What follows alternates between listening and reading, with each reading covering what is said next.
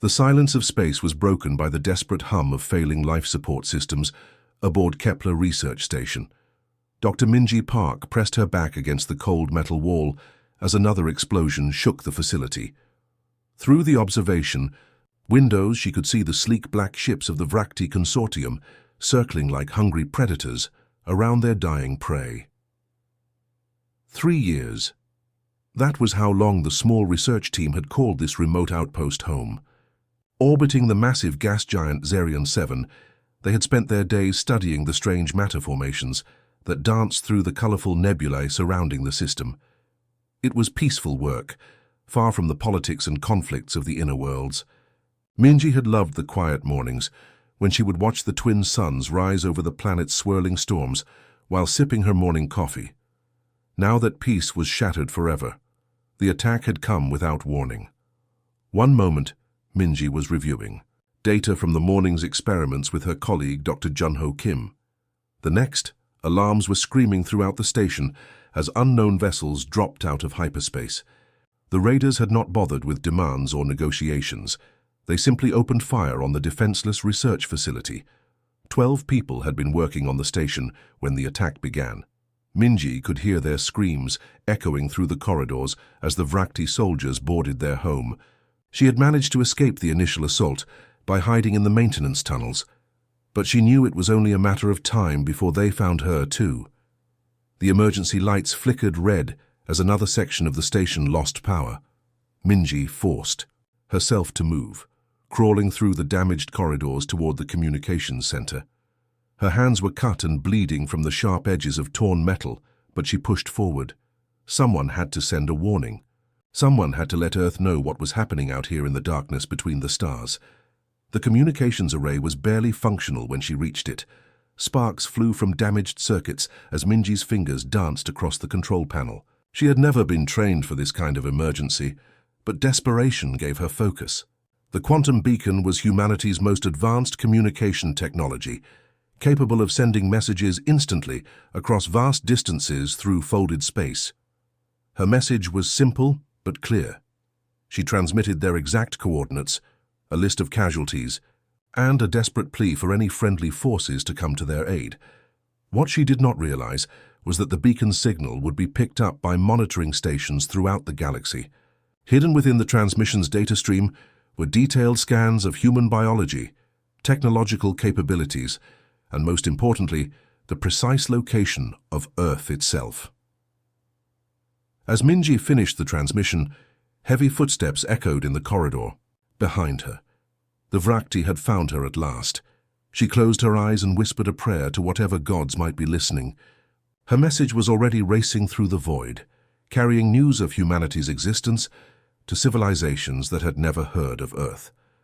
The raiders finished their work within hours, stripping the station of all valuable research data before destroying what remained. They left behind only twisted metal and silence, unaware that they had just changed the course of galactic history forever. The massive doors of Council Chamber Alpha slid open with a deep rumble as representatives from across the galaxy hurried to their seats. The emergency session had been called within hours of receiving the strange distress signal from the outer rim. Ambassador Veltara of the Althari smoothed her flowing robes as she took her place at the curved table that dominated the center of the chamber. The holographic display above them showed the decoded transmission in bright blue letters, coordinates, casualty reports, and a desperate plea for help from a species calling themselves humans. Veltara had never heard of this race before, but their message was clear. Someone was dying out there in the darkness, and galactic law demanded they respond. "We must act immediately," Veltara declared, her melodic voice carrying easily through the chamber. "These beings have called out for aid. Our most sacred laws require us to answer." General Thekmor of the Corvan Empire rose from his seat with the heavy grace of a born warrior. His scarred face showed no emotion as he studied the transmission data. "The Althari speak truly about our laws," he rumbled in his deep voice, "but we must also consider the strategic implications. This sector has been outside our influence for too long. A rescue mission would allow us to establish a permanent presence in the area." Murmurs rippled through the chamber as other representatives began to see the possibilities. The Outer Rim territories were rich in resources, but had remained largely unexplored due to their distance from the galactic core. A humanitarian mission would provide the perfect excuse to extend their reach into those valuable systems.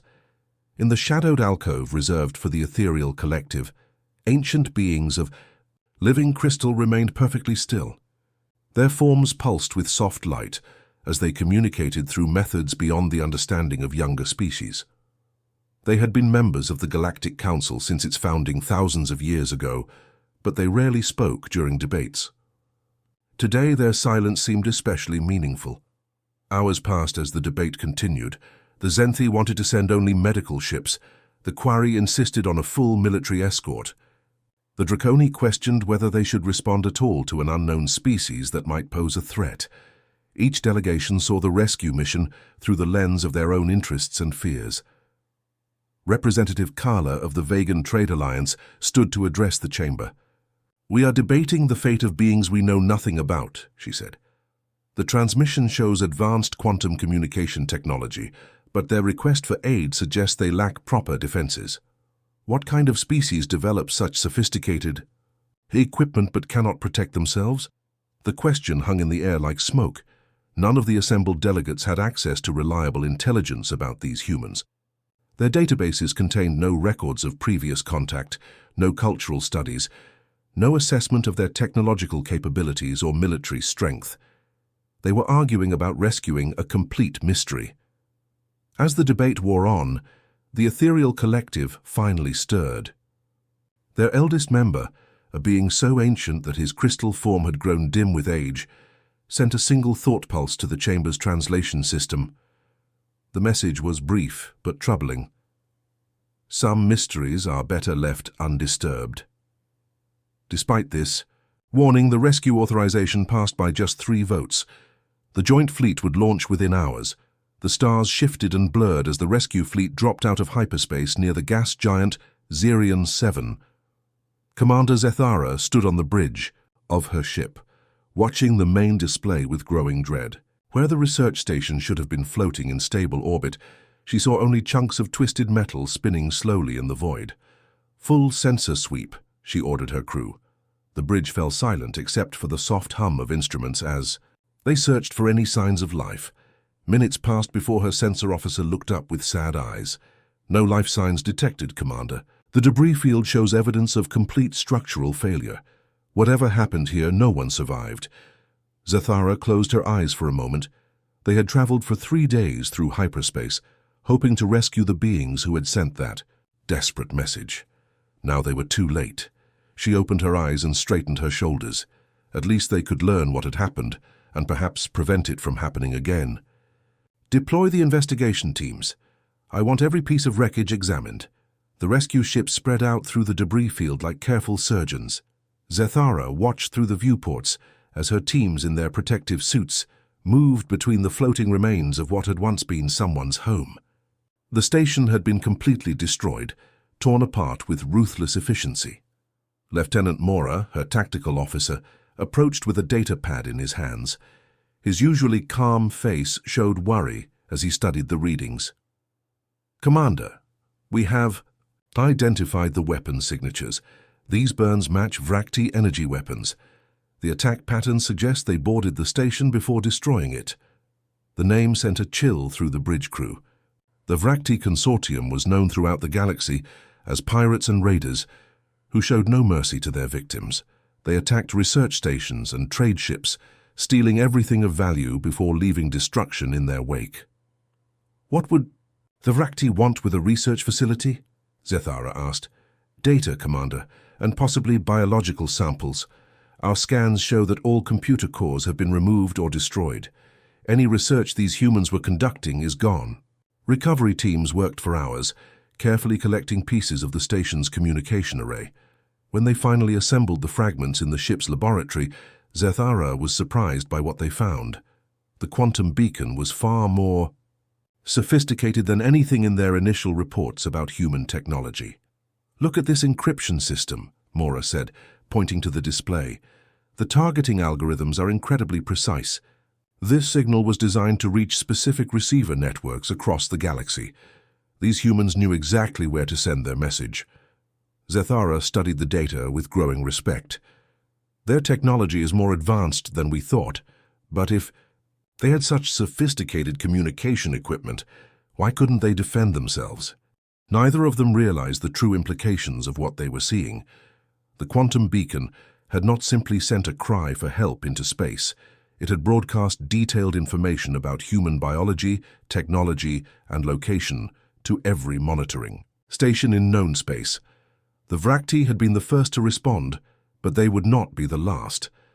As the rescue fleet prepared to return home with their grim news, other forces across the galaxy were already making plans for the small blue world called Earth.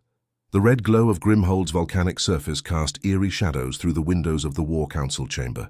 Warlord Crixnat spread the stolen data files across the massive metal table, his scarred hands moving quickly through the holographic displays. Around him, his most trusted fleet commanders leaned forward to study the information their raiders had taken from the destroyed research station. "Look at this," Crixnat growled, his voice rough from years of breathing the toxic air of conquered worlds.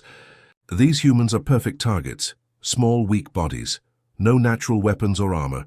Their bones break easily, and they need constant supplies of oxygen and water to survive."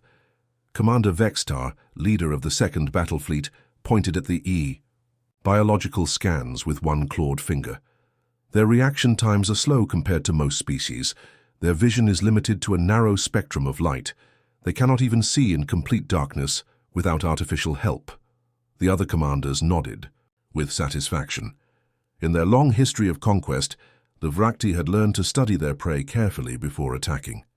They had destroyed civilizations across the galaxy by understanding their enemies' weaknesses and exploiting them without mercy. "What about their technology?" asked Commander Zalkok, the youngest of the group. He had earned his position through ruthless ambition, but he was still cautious enough to ask the right questions. Crixnat activated another display showing the research station's equipment. Basic tools for scientific study. Their weapons were primitive projectile launchers that could barely damage our ship's armor.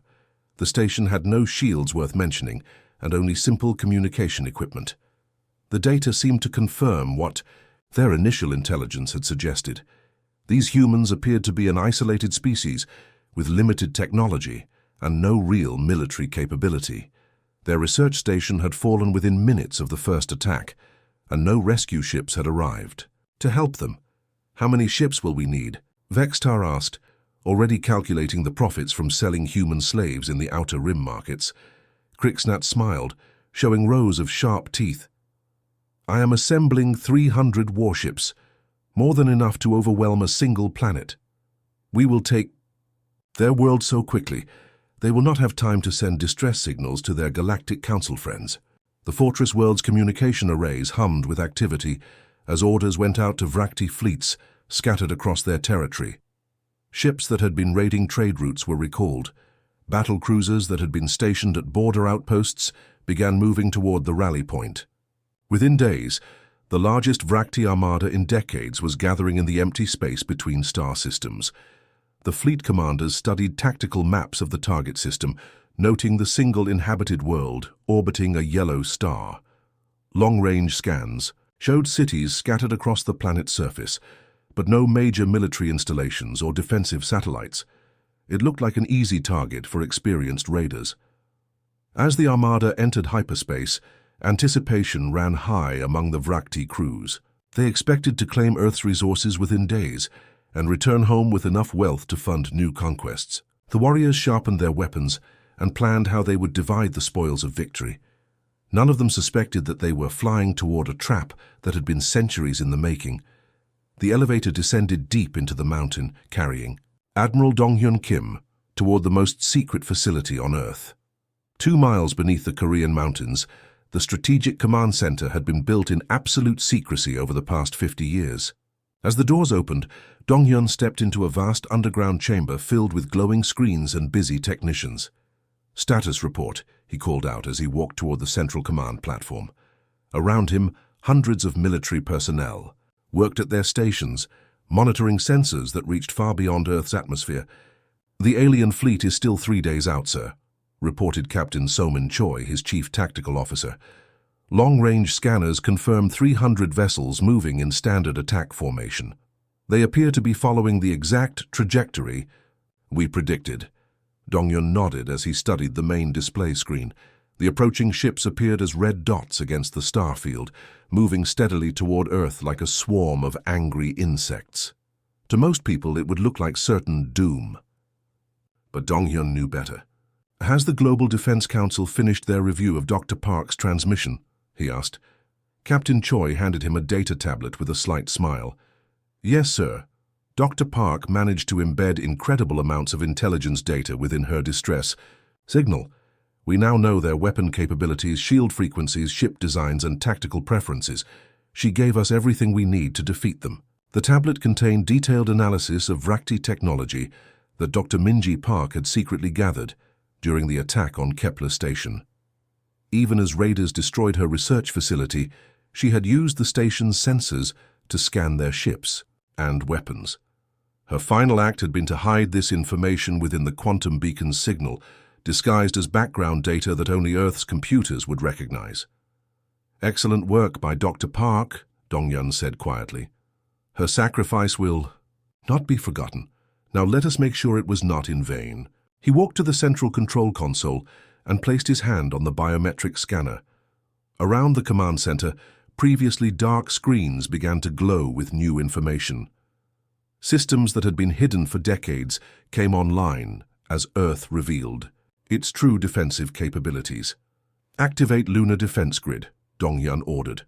On the moon's surface, sections of seemingly barren landscape began to move.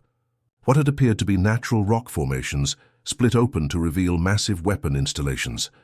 Rail guns that could accelerate projectiles to significant fractions of light speed emerged from hidden silos. Energy weapons capable of cutting through the heaviest armor powered up their charging systems. "Orbital platforms are coming online," reported another technician. "All disguised debris is ready to reveal defensive systems." What the Vracti scanners had identified as harmless space, junk around Earth, was actually a network of hidden weapons platforms. Old satellites, discarded rocket stages, and chunks of metal that had floated in orbit for years suddenly began extending weapon arrays and targeting systems. "Sir," Captain Choi said with obvious satisfaction, "the hunters are about to become the hunted."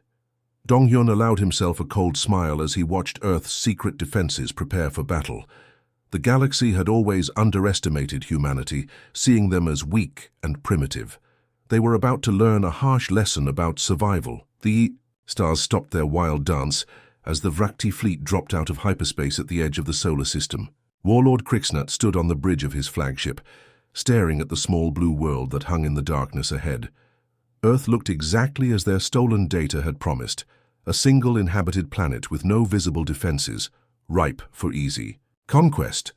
"Begin the attack," Crixnut ordered, his voice filled with confidence. "I want this world subdued within 6 hours."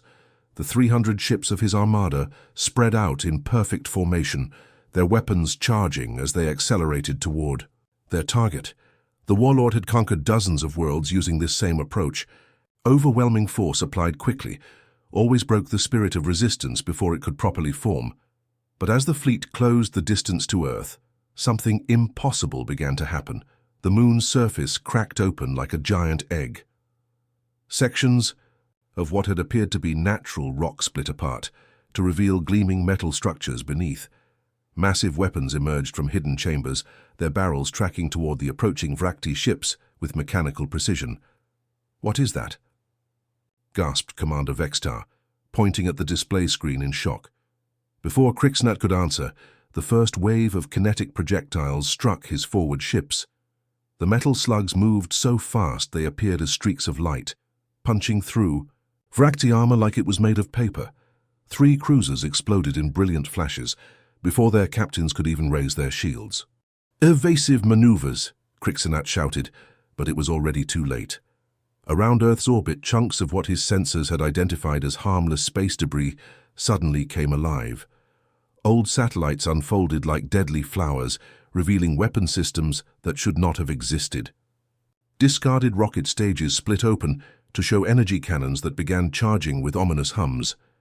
The trap was perfect and complete. Energy beams lanced out from dozens of hidden platforms, coordinated by tactical networks that the Vracti computers could not even detect. The humans had turned their entire orbital space into a killing field, disguised so well that even detailed scans had missed the weapons until they activated. Crixnat watched in growing horror as his shields flickered and failed under the constant barrage. His tactical computer struggled to process the human weapon signatures, showing error messages as it tried to match them against known galactic technology databases. Nothing in their intelligence files had prepared them for this level of sophistication. "Sir, we are taking heavy losses," reported his weapons officer, terror clear in his voice. "Their weapons are more advanced than anything in our databases. How is this possible?" The warlord stared at the tactical display, showing red dots disappearing one by one as his ships were destroyed. In less than an hour, he had lost nearly half his fleet to an enemy that was supposed to be primitive and defenseless. A terrible understanding began to dawn on him. The research station had been too easy to destroy. The humans had offered no real resistance, as if they wanted their location discovered. The distress signal had been perfectly designed to draw attention from across the galaxy. These humans were not victims. They were hunters who had been patiently waiting for prey to come to them. The last Vracti ship disappeared into hyperspace, leaving behind only wreckage and the bitter taste of defeat. Admiral Donghyun Kim watched the tactical display clear of enemy contacts, but his expression remained cold and focused. The defense of Earth had been successful, but it was only the beginning of humanity's response.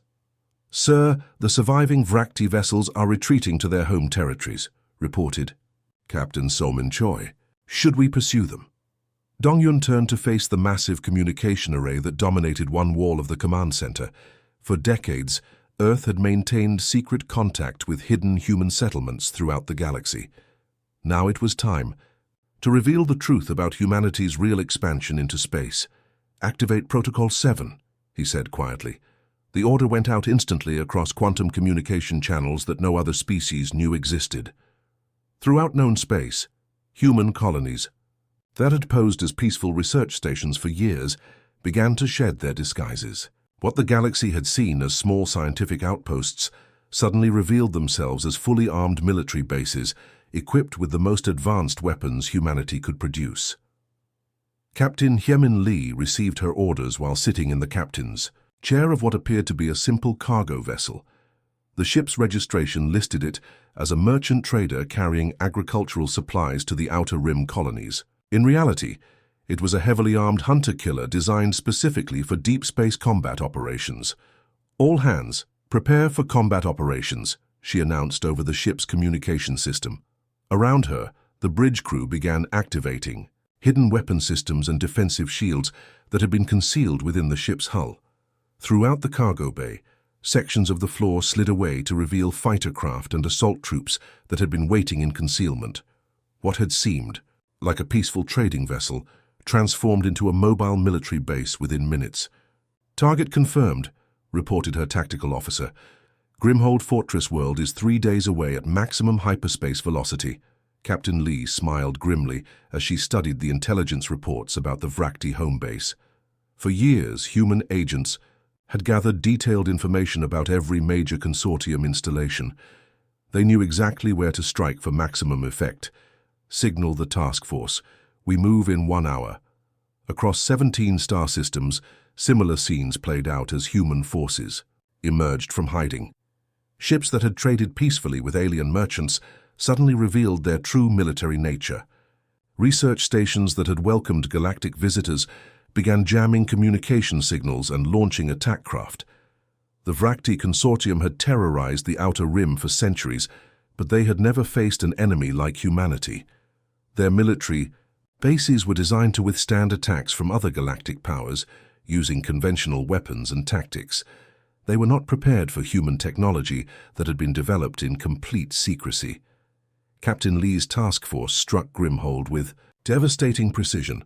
The fortress world's defenses, which had seemed impregnable for generations, crumbled under the assault of weapons that moved faster and hit harder than anything in the Vrakti arsenal. Within days, the consortium's military infrastructure simply disappeared. Their fleet bases were reduced to rubble. Their command centers went silent. A civilization that had spread fear across dozens of worlds found itself facing complete extinction at the hands of a species they had dismissed as weak and primitive. The galaxy was about to learn that humanity's greatest strength had always been patience. The emergency alarms in Council Chamber Alpha had been ringing for 3 straight hours.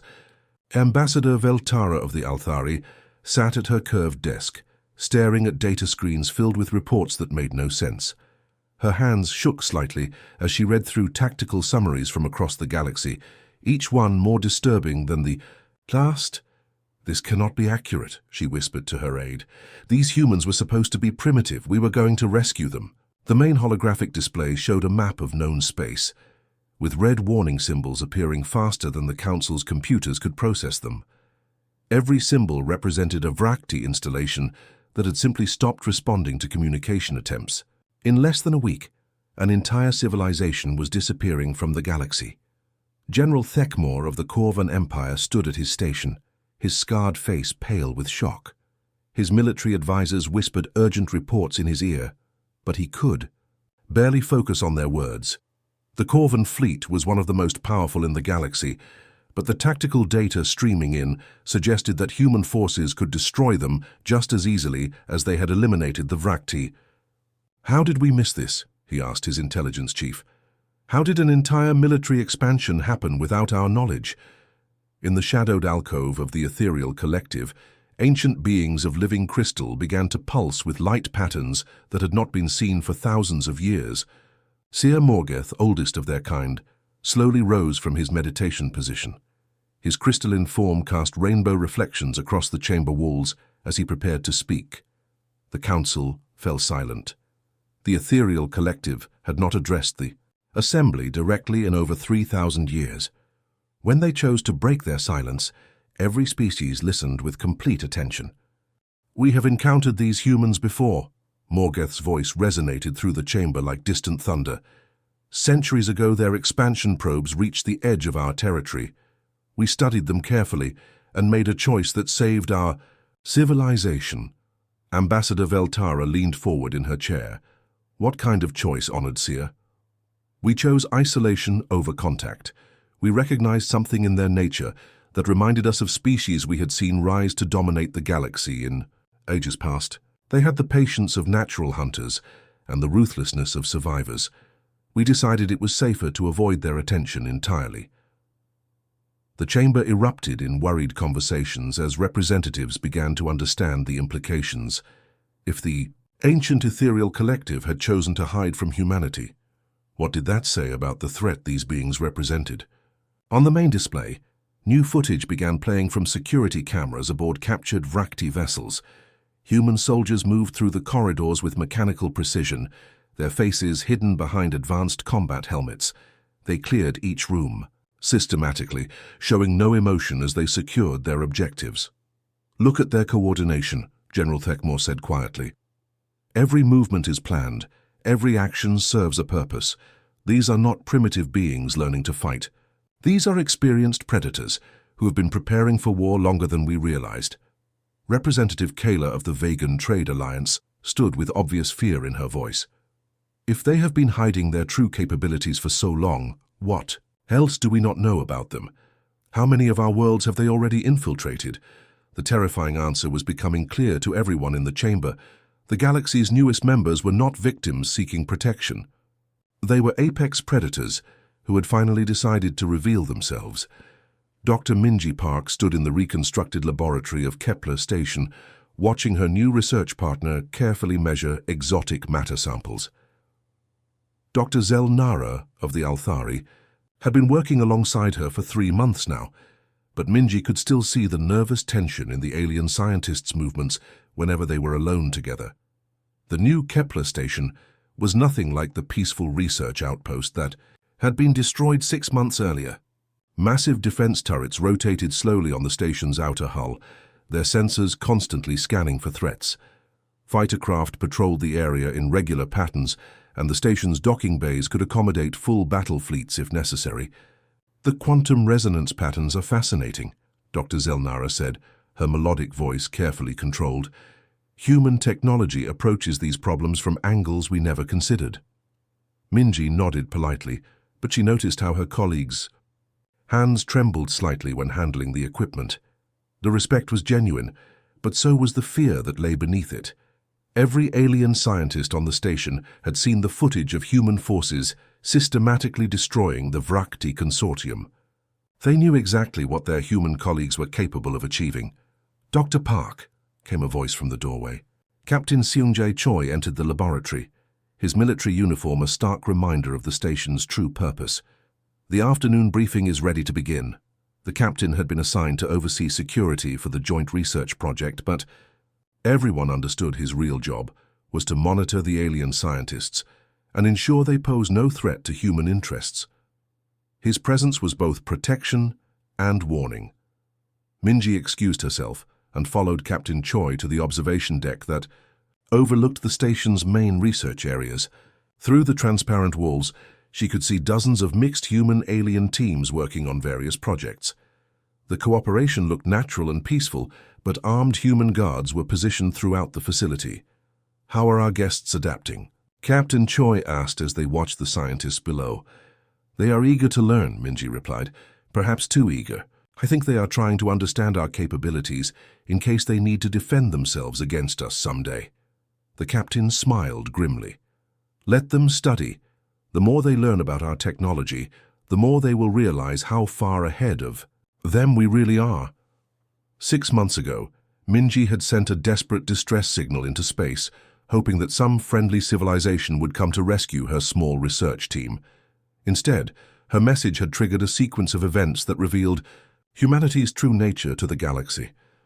The helpless victims that aliens had thought they were protecting turned out to be apex predators who had been patiently preparing for this moment for decades. "Do you ever regret sending that signal?" Captain Choi asked. Minji looked out at the stars beyond the station's windows. Somewhere out there, hundreds of human colonies were emerging from hiding to take their rightful place among the galactic powers. The age of human expansion had truly begun, and no force in known space could stop it now. "No," she said quietly. "It was time for the galaxy to know who we really are. The universe would never underestimate humanity again."